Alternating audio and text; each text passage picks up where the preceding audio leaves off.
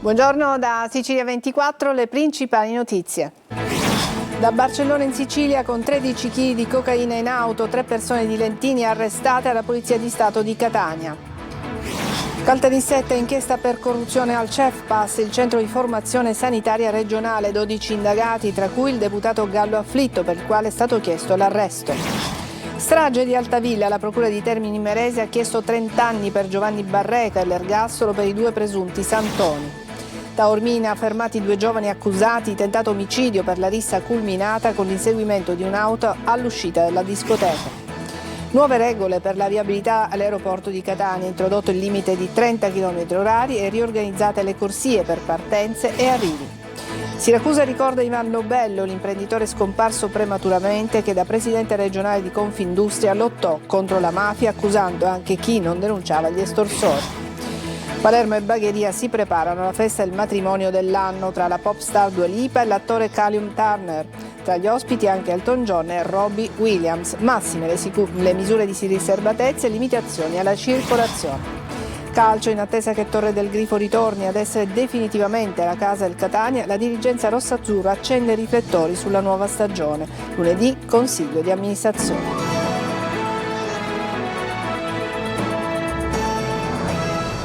Bentrovati, la polizia ha arrestato 3 persone di Lentini per trasporto di stupefacenti. I 3 viaggiavano su un'auto con 13 kg di cocaina acquistata in Spagna, a Barcellona. L'operazione è stata eseguita da agenti della squadra mobile della questura di Catania e del commissariato di Lentini, che dopo aver appreso dell'attività illegale hanno intercettato la vettura con i 3 a bordo in Calabria ed iniziato un lungo pedinamento fino a quando il veicolo è arrivato agli imbarcaderi di Messina.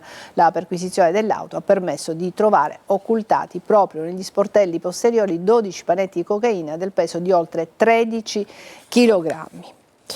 E la Polizia di Stato di Siracusa ha sgominato un gruppo criminale giovanile ad Avola, accusato di detenzione di armi da guerra, spaccio di stupefacenti e violenze per il controllo del territorio. L'operazione, coordinata dalla Procura Aretusea, ha portato in carcere diversi giovani tra i 19 e i 24 anni, ponendo fine a gravi scontri con frazioni rivali. E c'è stato un incidente mortale, a perdere la vita un moldavo in un incidente stradale avvenuto la notte scorsa in via Vittorio Emanuele a Giardini Naxos. L'uomo era a bordo di una moto che, secondo una prima ipotesi investigativa da confermare, si sarebbe scontrato con una monopattino. Indagano i carabinieri della compagnia di Taormina. E adesso andiamo a Caltanissetta, corruzione al CEFPAS, il centro di formazione del personale sanitario. 12 gli indagati nell'inchiesta della Procura di Caltanissetta, per 3 viene chiesto l'arresto, tra loro c'è il deputato regionale Gallo Afflitto. Sentiamo. L'ombra del clientelismo torna a scuotere la sanità in Sicilia. Un intero comparto del sistema sarebbe stato piegato agli interessi personali e politici di un deputato all'ARS. È l'accusa che investe l'onorevole Riccardo Gallo Afflitto tra i 12 indagati nell'inchiesta per corruzione della Procura di Caltanissetta sul CEFPAS, il centro di formazione sanitaria. Il coordinatore provinciale di Forza Italia ad Agrigento avrebbe manovrato appalti e incarichi per interessi personali. Per Riccardo Gallo Afflitto, per il direttore del CEFPAS Roberto Sanfilippo e per l'esperto giuridico Gioacchino Pontillo, i PM chiedono l'arresto. Secondo l'accusa, Pontillo faceva la longa manus del politico per controllare l'approvazione degli atti del CEFPAS, un sistema che gestiva nomine all'ASP di Agrigento e scambiava favori, come il distacco della moglie dello stesso deputato. Tra gli episodi contestati spiccano l'affidamento diretto da 128.000 euro per una biblioteca digitale a un soggetto ritenuto del tutto inidoneo e un appalto edilizio senza bando alla ditta Sice di Pietro Tirone per lavori giudicati inutili o sovradimensionati. In cambio l'imprenditore avrebbe assunto personale indicato dal politico. Per altri 5 indagati sono stati chiesti gli arresti domiciliari. Si tratta del direttore generale dell'ASP di Agrigento Giuseppe Capodieci, di Maria Luisa Zoda, funzionaria del CEFPAS, del medico in quiescenza Salvatore Enrico Giambelluca, del rappresentante della Sice Pietro Tirone, del funzionario regionale in pensione Vincenzo Reitano. Il terremoto giudiziario ha portato all'azzeramento del CEFPAS. La regione ha nominato un commissario straordinario, Gianluigi Amico. I finanzieri del comando provinciale di Palermo hanno eseguito un sequestro disposto al GIP su richiesta della Procura europea, ufficio di Palermo, di oltre 175.000 euro nei confronti dell'ex commissario dell'Istituto Zooprofilattico Salvatore Seminara e di due dirigenti, Maria Daniela Costantino e Gioacchino Basile. Sono indagati per truffa aggravata per il conseguimento di erogazioni pubbliche e indebita percezione di erogazioni a danno dello Stato. Sono pesanti le richieste di condanna per gli imputati della strage di Altavilla Milizia. La Procura di Termini Imerese ha ricostruito in aula il drammatico esorcismo al culmine del quale fu sterminata l'intera famiglia Barreca. Sul banco degli imputati il padre di famiglia e due presunti santoni dell'esorcismo. Manlio Viola. 30 anni per Giovanni Barreca e l'ergastolo per i due santoni Sabrina Fina e Massimo Carandente. Sono le richieste avanzate dalla Procura di Termini Imerese nei confronti dei 3 imputati della strage di Altavilla avvenuta in una villetta del centro palermitano nel febbraio del 2024. Giovanni Barreca è accusato di aver assassinato la moglie Antonella Salamone, di aver dato il cadavere alle fiamme al culmine di un drammatico esorcismo in corso da giorni e di essere poi passato alle torture nei confronti dei figli Kevin di 16 anni ed Emanuele di 6 anni, anche loro poi uccisi al culmine di quel esorcismo. Fina e Carandente sono accusati di aver partecipato alla strage, di aver fomentato Barreca e collaborato al rituale per liberare i suoi familiari dal demonio. Per la procura Barreca sarebbe semi-infermo di mente, da qui la differenza di pena rispetto alle richieste dei coimputati. L'uomo, fanatico religioso, secondo l'accusa, avrebbe sterminato la famiglia lasciando in vita soltanto la figlia oggi maggiorenne Miriam. Lo avrebbe fatto in preda a crisi mistiche che lo avrebbero convinto della presenza del demonio nelle vittime e nell'abitazione. Ancora oggi sostiene di aver salvato quelle persone. La figlia di Barreca, Miriam, all'epoca dei fatti minorenne, è già stata condannata a 12 anni e 8 mesi in primo grado per concorso nella strage, ma quella sentenza è stata ribaltata in appello. La ragazza è stata assolta in quanto anche lei incapace di intendere e di volere. Ora toccherà agli avvocati difensori esporre le loro teorie nell'udienza del prossimo 10 giugno. A oltre 10 anni dalla morte del giovane medico Aldo Naro, ucciso nel 2015 all'interno di una discoteca di Palermo, i giudici hanno spiegato le ragioni dell'assoluzione dei 3 buttafuori imputati per omicidio preterintenzionale. Nelle motivazioni della sentenza, la Corte d'Assise parla di un quadro probatorio confuso e di testimonianze spesso contrastanti, sottolineando come il lungo tempo trascorso abbia reso impossibile una ricostruzione certa dei fatti. Per l'omicidio resta definitiva la condanna di Andrea Balsamo, che colpì Naro con un calcio alla testa.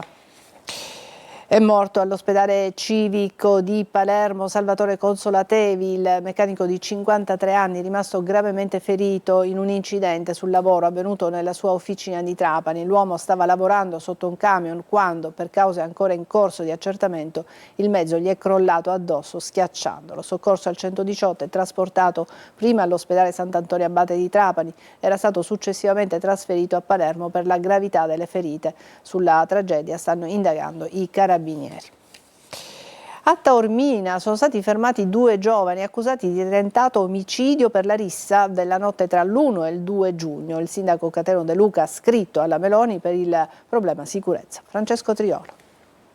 Ci sono 2 fermati per la rissa scoppiata la notte tra l'1 e il 2 giugno a Taormina all'esterno della discoteca Ipanema. Si tratta di 2 giovani messinesi di 24 e 25 anni che sono stati identificati dagli agenti della squadra mobile di Messina e del commissariato di Taormina dopo la visione dei video diffusi sui social network e delle tante telecamere di videosorveglianza presenti nella zona. Per entrambi la Procura di Messina ha disposto lo stato di fermo con l'accusa di tentato omicidio aggravato ai danni di altri giovani. Gli inquirenti hanno analizzato i video nei quali si vedeva una station wagon oscura effettuare manovre repentine per poi dirigersi ad alta velocità verso alcuni pedoni. Dalle indagini, rese difficili dalla reticenza di tanti presenti sul luogo al momento della rissa, sarebbe emerso come la lite sarebbe scoppiata all'esterno della discoteca per futili motivi tra un gruppo di giovani residenti in provincia di Catania ed alcuni messinesi. Sul fermo dei due giovani adesso dovrà decidere il GIP del Tribunale di Messina. E sulla vicenda il sindaco di Taormina Cateno De Luca non vuole che l'episodio venga sottovalutato alle porte di una stagione turistica che vedrà tante serate di movida ancora. Così ha chiesto un intervento immediato al governo sul fronte della sicurezza, scrivendo alla Presidente del Consiglio Giorgia Meloni e al Ministro dell'Interno Matteo Piantedosi e sollecitando misure urgenti per contrastare gli episodi di violenza nelle aree della movida. De Luca ha chiesto la convocazione di un tavolo con il governo coinvolgendo anche l'Associazione Nazionale dei Comuni per individuare nuovi strumenti di prevenzione e controllo con un sistema interforze che possa rappresentare un deterrente per risse e malamovida. Tra le proposte sul tavolo anche l'estensione degli obblighi di vigilanza e sicurezza ai gestori dei locali nelle aree immediatamente esterne alle attività, luoghi dove spesso si verificano le situazioni più critiche. A Gela l'emergenza sanitaria non è più un allarme ma una realtà quotidiana. Il pronto soccorso dell'ospedale Vittorio Emanuele continua a lavorare con un organico che ha solo 2 medici sui 14 previsti. GR Italia. Il pronto soccorso dell'ospedale Vittorio Emanuele di Gela si regge ormai su un equilibrio sempre più fragile. Secondo la pianta organica, il reparto dovrebbe contare su 14 medici, oltre al direttore dell'unità operativa. Nella realtà però i medici strutturati rimasti in servizio sono soltanto 2, compreso lo stesso direttore. Una situazione che assume contorni ancora più preoccupanti se si considera che altri 2 medici di ruolo sono attualmente assenti per gravi problemi di salute. Eppure il pronto soccorso di Gela non serve soltanto alla città. È il principale presidio di emergenza per un bacino di circa 150.000 abitanti, provenienti anche da numerosi comuni del comprensorio. Ogni giorno affronta centinaia di accessi, spesso in condizioni operative estremamente difficili. Per garantire la copertura dei turni, soprattutto nelle ore notturne, si fa sempre più ricorso a liberi professionisti e giovani medici, molti dei quali alla loro prima esperienza in emergenza-urgenza. Una soluzione tampone che consente di mantenere aperto il servizio, ma che non risolve il problema strutturale della carenza di personale. Da anni si susseguono annunci di potenziamenti e promesse di rafforzamento dell'organico, tuttavia sul fronte operativo i numeri continuano a raccontare una realtà diversa e mentre dal management aziendale e dalla regione non arrivano al momento segnali concreti di inversione di tendenza, cresce il timore che la crisi del pronto soccorso possa trasformarsi in una questione che va oltre l'organizzazione sanitaria, investendo direttamente il diritto dei cittadini ad accedere a cure tempestive e sicure. Il Consiglio dei Ministri ha prorogato di ulteriori 12 mesi lo stato di emergenza in alcune aree della provincia di Catania e Messina colpite da eventi meteorologici estremi tra novembre 2024 e febbraio 2025. Il provvedimento proposto dal Ministro per la Protezione Civile del Mare Nello Musumeci riguarda i comuni di Acireale, Giarre e Riposto e la città metropolitana di Messina. La proroga servirà a completare gli interventi di ripristino delle infrastrutture e dei servizi pubblici senza nuovi oneri per la finanza pubblica. Cambia la viabilità attorno all'aeroporto di Catania con l'obiettivo di decongestionare il traffico. Prima regola il limite di velocità. Sentiamo il servizio di Lorena Dorci. Anche se rischiate di perdere il volo, ricordate di non correre verso l'aeroporto di Catania. È in vigore infatti il nuovo limite di velocità di 30 km l'ora. È una delle nuove regole del piano viabilità che mira a decongestionare il traffico nello scalo catanese, a volte circondato da ingorghi. Tra le modifiche, l'area partenze del Terminal A viene riconfigurata su via Fontana Rossa con 3 corsie complessive, di cui 2 dedicate all'ingresso verso la rampa delle partenze e una diretta in uscita verso la rotatoria di via Santa Maria Goretti. Parallelamente anche l'accesso principale all'area arrivi viene rimodulato a 3 corsie, con 2 in entrata e 1 in uscita, per separare nettamente i veicoli privati da una corsia riservata e protetta da una sbarra. Quest'ultima sarà dedicata esclusivamente al transito di taxi, autobus di linea, mezzi di soccorso, forze dell'ordine e veicoli che trasportano passeggeri a mobilità ridotta. Il provvedimento conferma il divieto assoluto di sosta permanente al di fuori dei parcheggi ufficiali da P1 a P6, all'interno dei quali restano comunque garantiti e gratuiti gli stalli per i disabili. Le nuove regole e la relativa segnaletica aggiornata sono già in vigore, supportate dai controlli della polizia locale. A Catania è titolata la piazza ai caduti dei Vigili del Fuoco. L'area risistemata dopo un raid vandalico rivive attraverso il ricordo e la memoria. Tonino De Mano.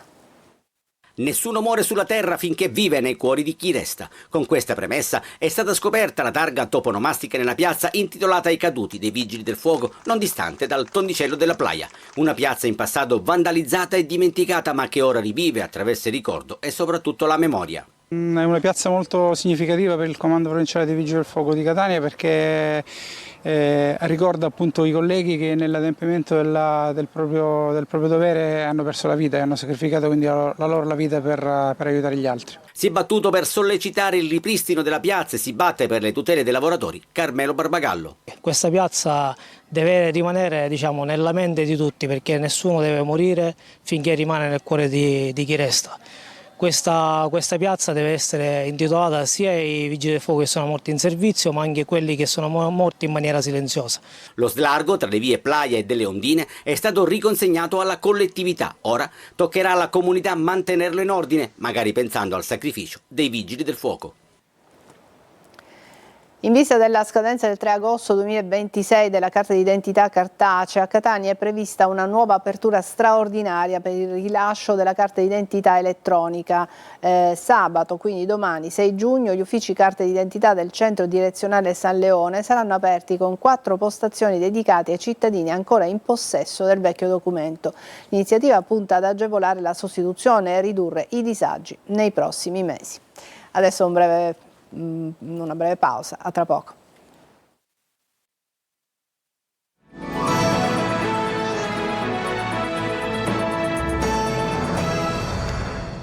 A Catania nasce un nuovo centro di chirurgia epatobilio-pancreatica grazie all'accordo tra l'università, il Policlinico, l'ISMET e la Pittsburgh University Medical Center Italy. Sentiamo Orazio Longo. Un investimento strategico per rafforzare la sanità pubblica e la formazione universitaria. È lo scopo dell'accordo siglato dall'Università di Catania con il Policlinico Rodolico San Marco, l'ISMET e la Pittsburgh University Medical Center Italy per avviare una collaborazione clinica, formativa e scientifica nel campo della chirurgia epatobilio-pancreatica. Creare una piattaforma sinergica fra le due realtà, fra il Policlinico di Catania, ISMET e portare avanti un sistema che riguarderà la formazione incrociata, lo scambio di conoscenze e di sinergie. Nel progetto la collaborazione del professor Grutta Dauria. L'Università di Catania, guardando verso ISMET, ha intrapreso un percorso corretto per iniziare a creare un centro che nell'arco di un periodo di tempo di un paio d'anni possa iniziare a trattare in sicurezza i pazienti affetti da tumori del fegato e dai tumori del pancreas. L'accordo prevede inoltre il rafforzamento delle attività assistenziali e formative con l'inserimento di nuove professionalità mediche e accademiche e l'assunzione di 4 chirurghi. Catania può contribuire insieme all'ISMET naturalmente a ridurre quella che è la mobilità passiva, cioè di quei tanti cittadini purtroppo che ancora oggi lasciano l'isola per andare a cercare cure avanzate, cure complesse. Siamo assolutamente convinti che riusciremo a portare a casa questi risultati e a garantire, diciamo, delle cure di altissimo profilo. La Sicilia ricorda Ivan Lubello, l'imprenditore scomparso prematuramente lo scorso anno, che da presidente regionale di Confindustria lottò contro la mafia, accusando anche chi non denunciava gli estorsori. Ieri sera a Siracusa, città dove ha vissuto, c'è stato un convegno con le testimonianze di chi lo conosceva. Francesco Aloi. Chi paga il pizzo da noi e non denuncia gli estortori non può stare nel nostro sistema e quindi se si rifiuta di denunciare gli estortori viene allontanato dal nostro sistema. La sua lotta alla mafia la raccontava anche agli studenti. Ivan Lobello, presidente di Confindustria Sicilia dal 2006 al 2012, agli industriali ha sempre lanciato questo messaggio: denunciare gli estorsori. Ha richiamato la Sicilia e i siciliani a un riscatto dalla mafia, dal racket e un po' potremmo fare un parallelo con Piersanti Mattarella, che chiedeva di mettere la Sicilia con le carte in regola. Un anno dopo la sua scomparsa a 62 anni, era il 28 maggio, nel Salone Borsellino di Palazzo Vermexio a Siracusa si ricorda l'imprenditore, l'uomo che a 35 anni entra nel CDA del Banco di Sicilia. Ma era soltanto l'inizio della sua scalata. Per me è stato un punto di riferimento in questo territorio, tant'è che l'ho nominato presidente del Banco di Sicilia nel 2008, passaggio per me importantissimo. Ivan Lobello guardava al futuro con fiducia. Uno dei motori dello sviluppo è la cultura e lui lo sapeva bene. Per questo a Siracusa ha organizzato l'Ortigia Festival, che ha portato in città i grandi nomi del teatro e non solo. Questo è stato un messaggio veramente dirompente che ha attratto anche una grande quantità di investitori. Le nozze di Dua Lipa e Calium Turner a Palermo e Bagheria fervono i preparativi, strade chiuse, bocche cucite, antipaparazzi, tanti ospiti VIP per il matrimonio considerato dell'anno. Sentiamo Marco Gullà.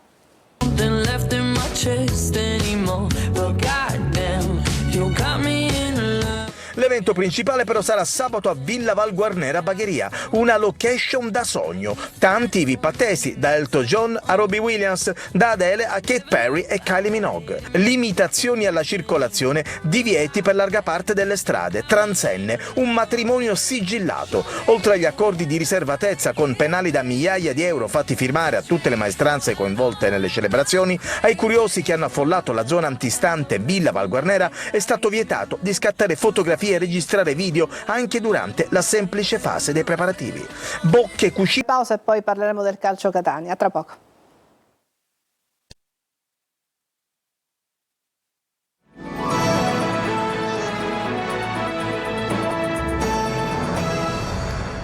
Eccoci al calcio. Dopo la giornata rappresentata alla riapertura di Torre del Grifo alla stampa, in attesa che ritorni definitivamente la casa del Catania, ci si concentra sull'avvio della stagione. Lunedì consiglio di amministrazione. Marco Carli.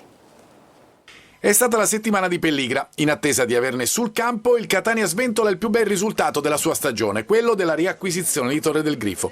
Il presidente, dopo la nota di lunedì e la riapertura alla stampa del centro alle pendici dell'Etna, in cui ha fatto da cicerone, riparte. Tornerà a luglio, confidando che la macchina per il prossimo anno sportivo si sia messa in moto nel modo giusto.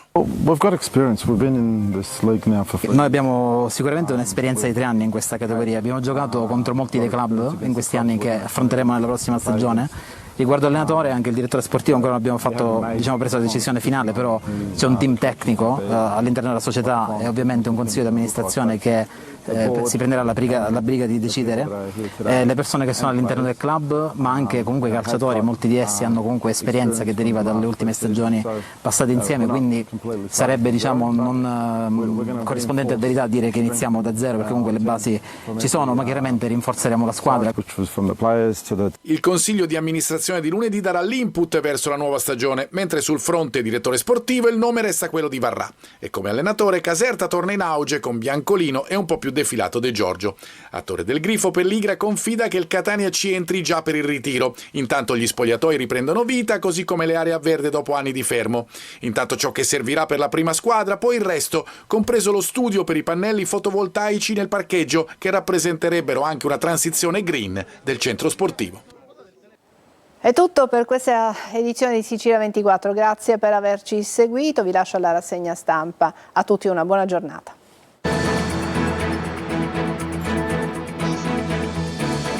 Entra nel mondo dell'informazione con l'app Sicilia Web. Resta sempre aggiornato con le news e le live in diretta.